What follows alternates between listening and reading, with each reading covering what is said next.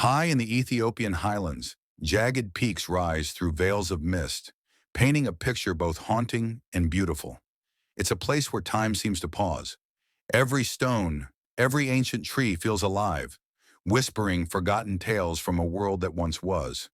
Hidden deep within this sacred land, nestled among timeless monasteries, lies something extraordinary. A treasure, not of gold or jewels, but of wisdom. Ancient manuscripts, safeguarded for centuries by devoted monks, hold secrets that could change how we understand our past and our future. What if these texts weren't just spiritual reflections, but encoded truths? What if they held the answers to questions humanity has barely dared to ask? What if their time in hiding wasn't accidental, but intentional, waiting for us to be ready? Now imagine this. What if you are part of the generation these prophecies spoke of, the one destined to witness their return, to interpret their meanings, to awaken? The Ethiopian Bible is more than a book. It's a map, not just to God, but to hidden truths and ancient knowledge long cast aside. It includes writings like the Book of Enoch and the Book of Jubilees, texts full of visions, angels, and apocalyptic warnings, left out of mainstream Bibles, yet preserved with sacred care in this distant land. Why? Why were these books excluded? Why were they protected here, of all places? And why are they resurfacing now, just as the world seems to be changing faster than ever? Maybe it's not coincidence. Maybe it's a sign, a whisper from the past, urging us to look closer, to listen harder. These ancient voices, once silenced, are speaking again, calling on us to reflect, to remember, and perhaps to prepare. The wisdom of the Ethiopian Bible doesn't just challenge our understanding of history, it deepens it. Written in Ge'ez, an ancient language of mystery and power, its pages tell of realms beyond the veil, moral codes etched in time, and a vision of the divine that is both vast and intimate. Think of it like uncovering Da Vinci's final journal or Tesla's hidden blueprints, except instead of science, it's the soul of a forgotten spiritual cosmos. In 1773, when Scottish explorer James Bruce brought the Book of Enoch back to Europe, scholars were stunned. Here was a text once revered, then lost, now returned, vivid, cinematic, and unsettling. It described fallen angels, celestial realms, and a cosmic order that turned conventional biblical narratives on their head. So what now? What do these rediscovered texts mean for us today? Maybe their return is an invitation, not just to study, but to awaken, to step into a deeper story, one that stretches across time and space, to see ourselves not as distant observers of history, but as part of a sacred unfolding. In the Ethiopian Highlands, where the echoes of ancient voices meet the silence of the skies, the past is not gone, it's waiting, and it may just have something to say. The contours of biblical eschatology. For centuries, prophecies about the end of days have lingered in the shadows, whispered, hidden, or simply ignored. Why? Were some truths too powerful, too disruptive, to be welcomed into the Bible as we know it? Could they have threatened the control structures of the time? The Ethiopian Bible tells a different story. Its preservation isn't accidental, it's intentional.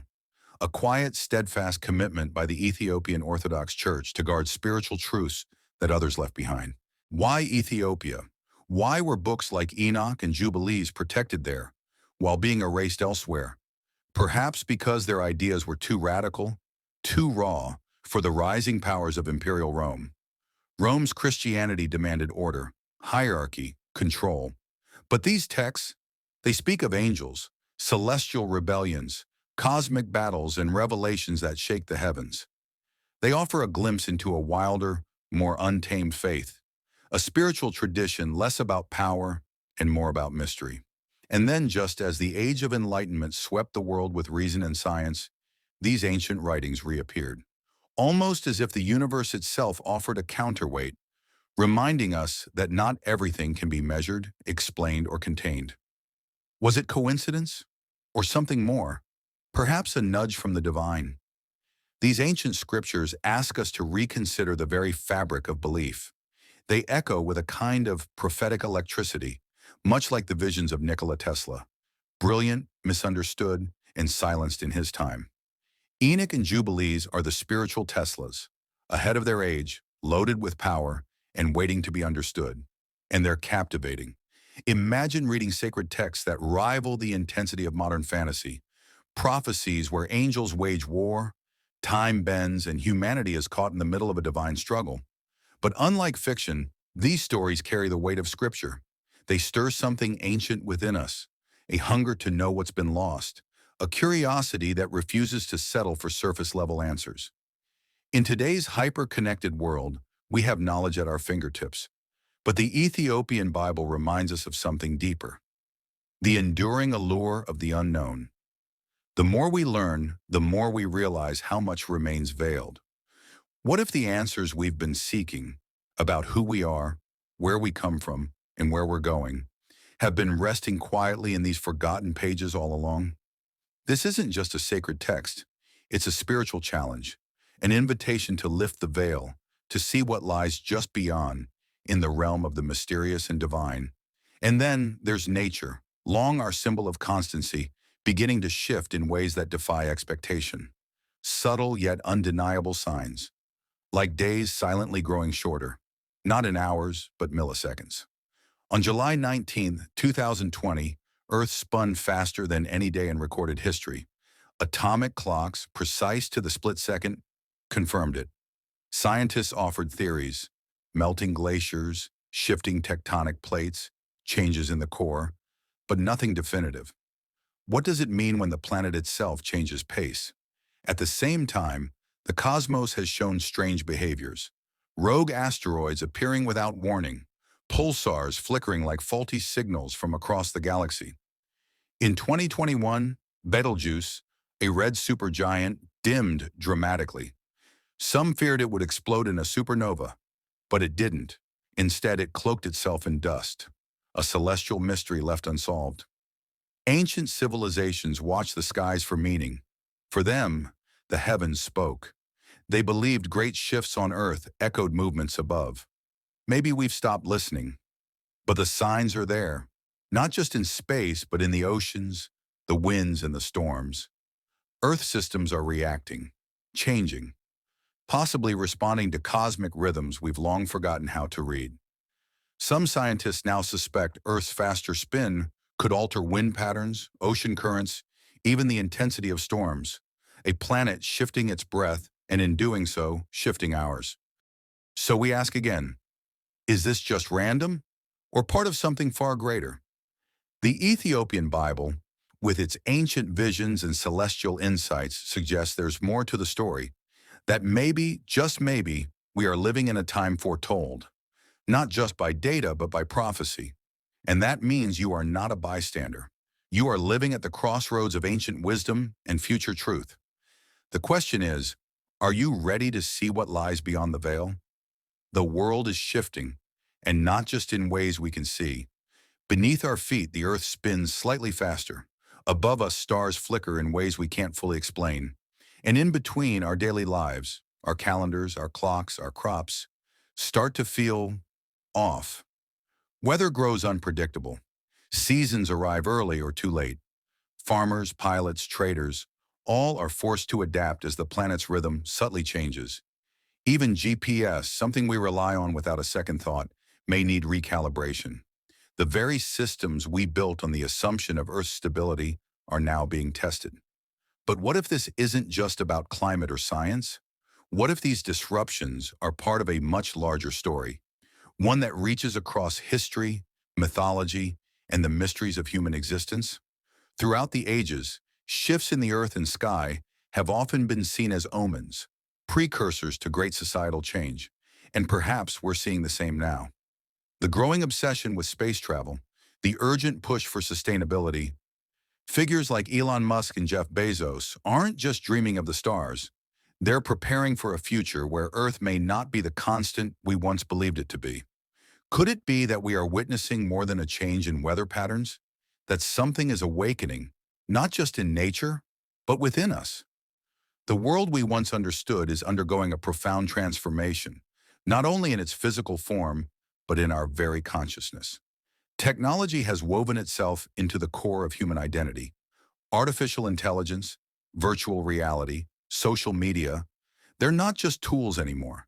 They're portals reshaping how we see, feel, and connect.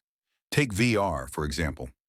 No longer just a sci-fi fantasy, it now allows us to step into worlds. Ancient Rome, alien planets, digital dreamscapes. The illusion is so powerful, the brain begins to forget what's real. Philosopher Yuval Noah Harari warns that these immersive experiences could gradually rewire how we perceive reality itself. Mark Zuckerberg's vision of the metaverse pushes this even further, crafting a digital society where you can work, play, and exist without leaving your home. But in this seductive new world, a quiet question lingers. What are we giving up in return? Are we trading the authenticity of real experiences for the convenience of simulations? We already feel this in our day-to-day lives. Social media has become the mirror through which we see ourselves, curated, filtered, polished. Platforms like Instagram and TikTok aren't just entertainment, they are stages, performances. Every post is crafted to be liked, to be shared. And people, especially the young, are beginning to feel the pressure. The result, anxiety, loneliness, a craving for connection in a world that is always on but rarely present. Influencers like Kim Kardashian define beauty and lifestyle ideals for hundreds of millions. But behind the glamour, studies reveal a darker truth, one of rising depression, declining attention spans, and eroded self-worth. Tech insiders like Tristan Harris, once at Google, now speak out about how these platforms are engineered to capture attention, not to nurture well-being. In The Social Dilemma, Harris and others reveal a system designed not to inform, but to addict. Some are waking up. Movements like digital detoxes are gaining traction. People unplugging, choosing presence over performance, nature over notifications. It's not always easy, but it's possible. And more importantly, it's necessary. Because the deeper question is not about algorithms or apps. It's this. What does it mean to be human in an age of machines? Elon Musk's Neuralink is already blurring the line. A future where thoughts can be uploaded, memory stored, intelligence enhanced is no longer fiction. It's a choice we may soon face. Will we remain the authors of our story or become footnotes in a narrative written by the technologies we create? There is tremendous potential here. VR can revolutionize education, letting students walk through ancient cities or witness scientific discoveries firsthand. AI can assist in diagnosing illness or predicting global trends. But there's a fine line between innovation and overreach. As Pope Francis urges, we need a human-centered approach, one that uses technology to uplift, not replace, our humanity. And as Harari warns, we must be cautious not to play God with biology, consciousness, or the soul itself. Because this isn't just about faster processors or smarter machines. It's about values, about meaning, about the core of what it means to live, to feel, to be. Steve Jobs once said, "Technology alone is not enough. It's technology married with the liberal arts, with the humanities, that yields us the results that make our hearts sing." The earth may be spinning faster, the stars may be whispering, our technologies may be reshaping everything we know. But beneath it all, one question remains. Are we still listening to the deeper rhythm, or have we forgotten the song entirely? As AI and virtual reality race forward, dazzling us with possibilities, one question echoes louder than ever. What makes us human? It's not the speed of our processors, the scale of our data, or the brilliance of our algorithms. It's something far older. Our creativity, our empathy, our ability to connect and care. These aren't relics of a simpler time. They are anchors in a world spinning faster each day. We're living through a transformation, not just of tools, but of perception itself. A shift that's as exhilarating as it is unsettling. We marvel at our progress, and rightly so. But we must also pause, reflect, and ask, what are we building? And who are we becoming? Because this isn't just about machines getting smarter. It's about humanity being invited, maybe even challenged to redefine what it means to live meaningfully in a digital age. Welcome to the new era, a convergence of science, spirituality, and technology that once belonged only in the realm of myth or prophecy. Now it's our reality. Quantum physics, artificial intelligence, gene editing. These once distant frontiers are merging into a single breathtaking wave of change. They promise power, but with power comes responsibility and questions that pierce the very core of our humanity. Quantum physics, for example, has flipped our understanding of reality. In this strange realm, particles exist in many states at once. They react to observation. They entangle across vast distances, communicating instantaneously, like a cosmic dance of hidden connections. In 2019, Google's quantum computer solved a problem in minutes that would take classical computers thousands of years. Incredible, yes. But is this just about faster math? Or have we stumbled into something deeper? Some physicists, and even ancient mystics, believe quantum theory touches the very fabric of consciousness. The ancient Upanishads describe the universe as one indivisible whole, every part reflecting the entire web. Quantum entanglement seems to echo these truths, as if modern science is catching up with ancient insight. Then there's artificial intelligence, once a fantasy, now a daily companion. From language models that write poetry to AI systems predicting protein structures, the line between human and machine thought grows thinner by the day. And yet, beneath the awe lies a profound unease. AI carries a double edge. Elon Musk has warned of the need for urgent oversight, fearing futures where AI could outmaneuver or even harm humanity. On the other hand, many see it as a tool to amplify human potential, not replace it. The real question isn't what AI can do, it's how we choose to use it. When Facebook's AI invented its own language, seemingly glitching, it reminded us that intelligence, once unleashed, doesn't always behave as expected. Could this be our Promethean moment? Are we repeating the ancient act of reaching for divine fire without fully grasping the consequences? And what of gene editing? In 2018, the world was stunned when genetically modified twins were announced.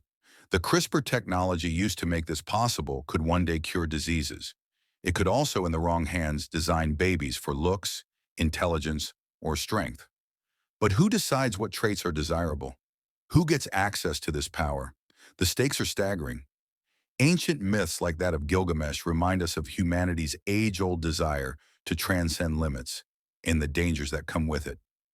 CRISPR is not just a tool, it's a test of wisdom, of ethics, of our ability to choose not just what we can do, but what we should. As these technologies converge, quantum mechanics, AI, and gene editing, we find ourselves standing at a crossroads humanity has never faced before. Who holds this power? What moral compass guides its use?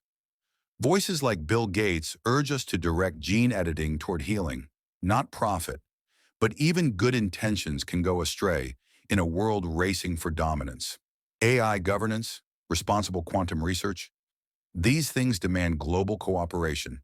Yet we live in a world often divided by competition. So where do we turn? Some seek answers not in tomorrow, but in the ancient wisdom of the past. The Kogi people of Colombia believe the universe is a living energy, where all things are connected. Their view echoes the interconnectedness we now see in quantum physics.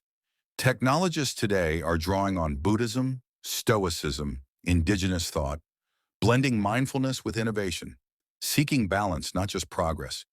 Billionaire thinkers like Ray Dalio have begun exploring ancient philosophies to guide them through modern turbulence. Perhaps we're beginning to understand the future will not be built by code alone. It will be shaped by conscience. Maybe this is the real invitation of our time, not to reject innovation, but to infuse it with wisdom, to merge cutting-edge science with soul, to remember that every line of code, every genetic sequence, every quantum particle exists within a much greater story, ours.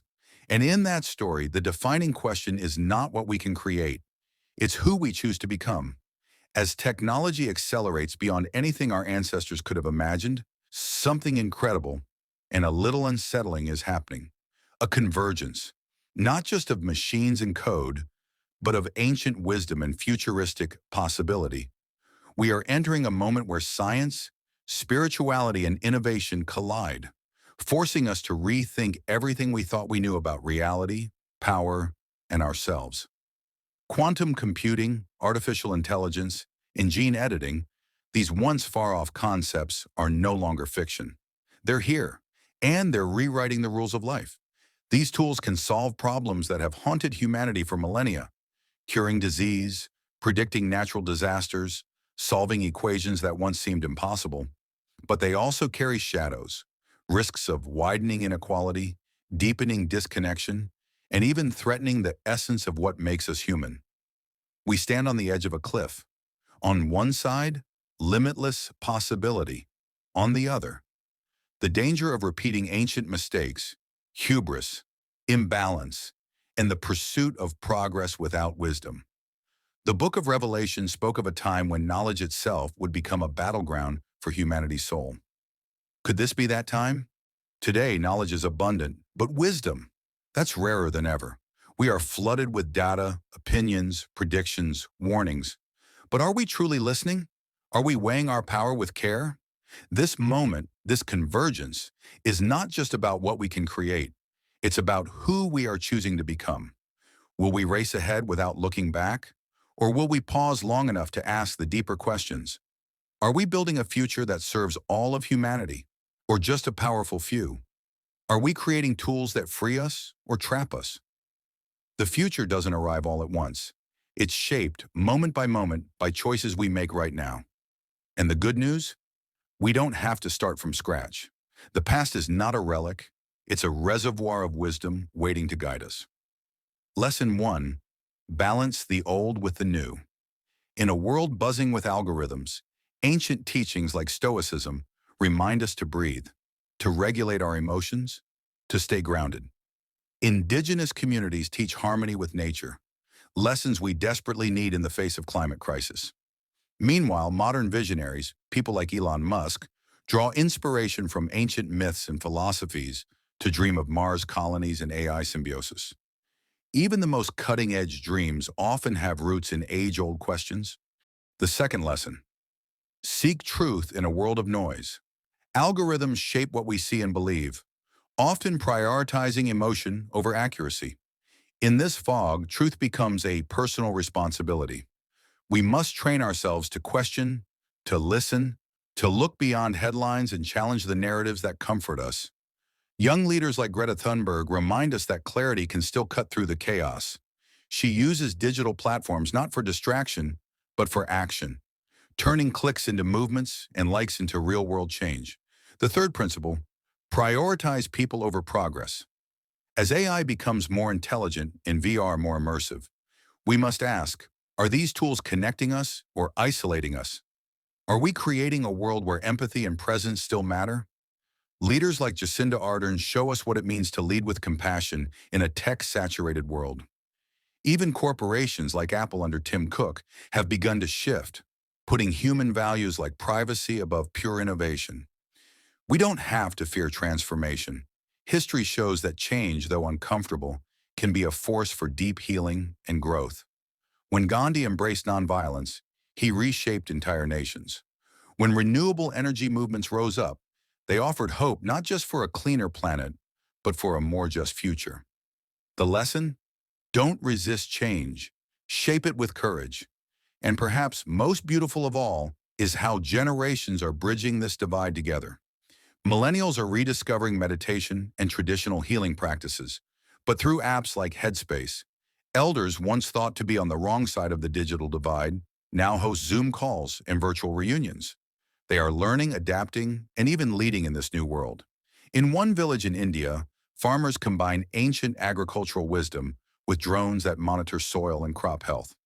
Elders teach techniques passed down for centuries, while youth handle the tech, creating a sustainable farming model that honors the past and harnesses the future. This isn't just innovation, it's evolution, rooted in respect, powered by cooperation. So the question is not just what the future holds, it's this: where do you see convergence in your own life? Maybe it's using mindfulness to stay sane in a high-speed career, or turning to your grandmother's recipes for comfort when the digital world feels overwhelming.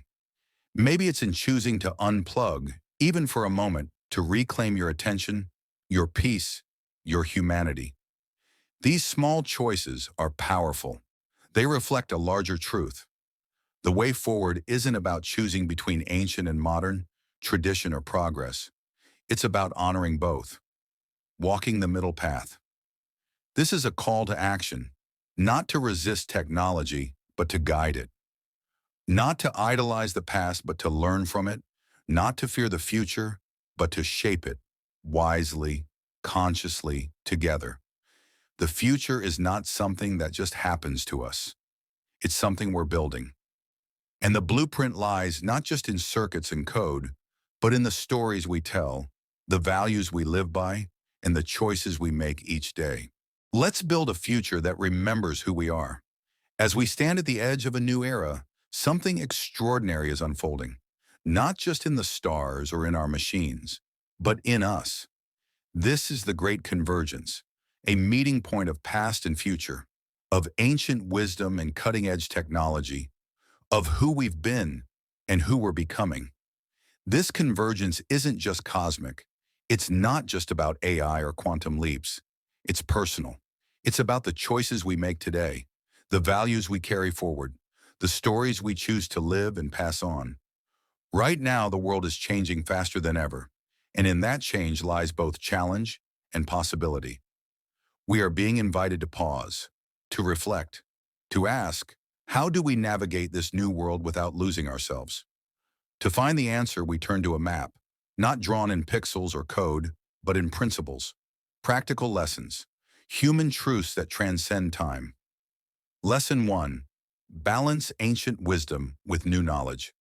When everything is moving at lightning speed, ancient teachings remind us to slow down.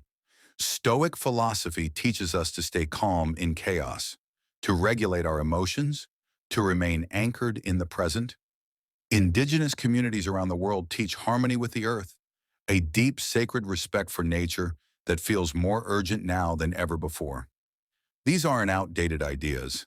They're survival skills for the 21st century. At the same time, modern innovators like Elon Musk look to the stars, but are also deeply inspired by ancient texts and philosophical ideas. Their vision isn't rooted in rebellion against the past, but in reverence for it. The past isn't a relic, it's a reservoir. Lesson 2. Seek truth in the midst of digital confusion. In an age of algorithms and attention wars, the truth can feel like a moving target. We're bombarded with content, conflicting headlines, curated feeds, tailored ads. What's real? What's noise? It takes courage to dig deeper, to question what we see, to listen beyond our bubbles. Figures like Greta Thunberg remind us of the power of clarity. She uses the very platforms designed to distract us, to focus us, to ignite global action. Seeking truth today means thinking critically, listening openly, and embracing the uncomfortable. Lesson 3. Prioritize people over machines. As AI becomes smarter, faster, more capable, it's tempting to hand everything over. Let the tech decide. Let it optimize. But we must remember, efficiency isn't empathy, and productivity isn't purpose. Leaders like Jacinda Ardern have shown us that even in a tech-driven world, compassion can lead. That empathy isn't weakness, it's strength. That progress is hollow without humanity. Even tech giants are beginning to recognize this.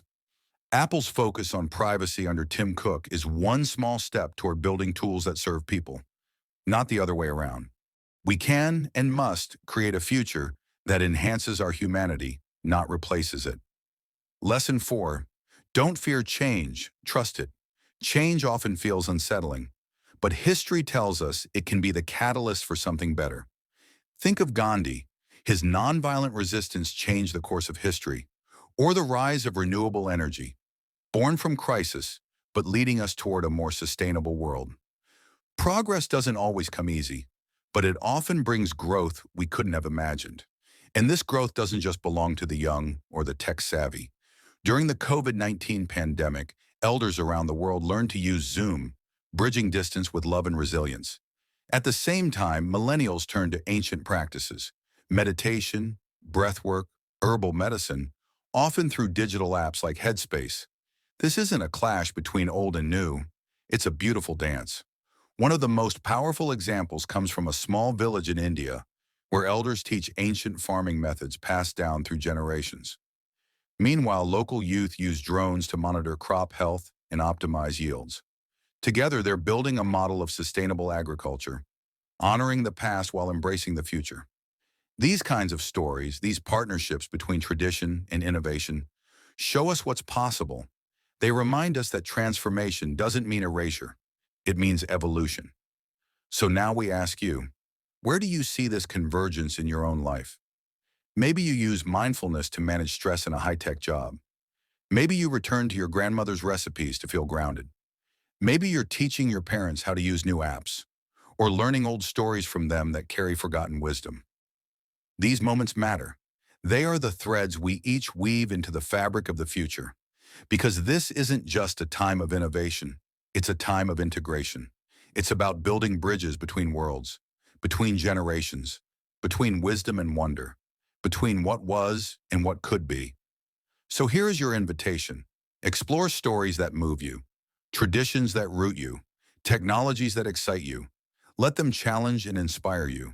Seek out connections between the past and the present. Notice how they inform each other. Let your life become part of that bridge. Because the choices you make now, the values you hold, the connections you build, the questions you ask, they're shaping the future. We are standing at the threshold of something monumental. Not just a shift in technology, but a transformation of consciousness. The great convergence is here, and it's calling us to remember. This moment is not just about advancement, it's about alignment. Not just about what we create, but how we live. Not just about the future, but the legacy we leave. What threads will you weave into the tapestry of tomorrow?